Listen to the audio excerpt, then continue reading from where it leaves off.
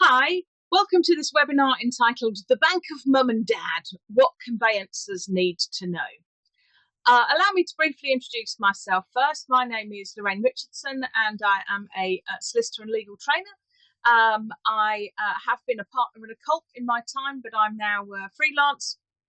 I do a range of things. I still return to practice. As you can see from the slide, I've written a couple of books. My company is Adapt Law.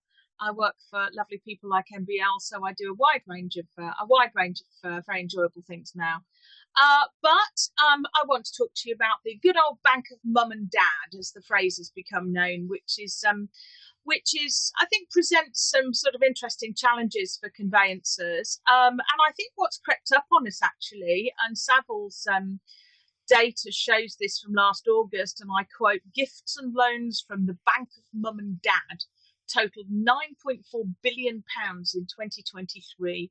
The amount has almost doubled since 2019. So that's a very short time frame. For those sorts of figures to be created. And of course, lots of people report that, of course, that, the Bank of Mum and Dad as being sort of in the top 10. If it was, if those sorts of figures were an institutional lender, I think they'd be in the sort of top 10.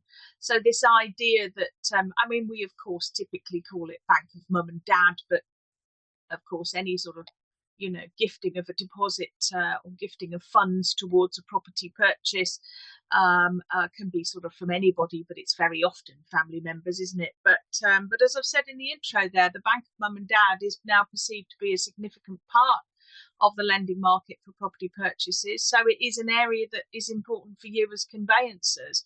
And just there's an added sort of, I think, stress factor for us, quite frankly, the fact that first-time buyers are often involved.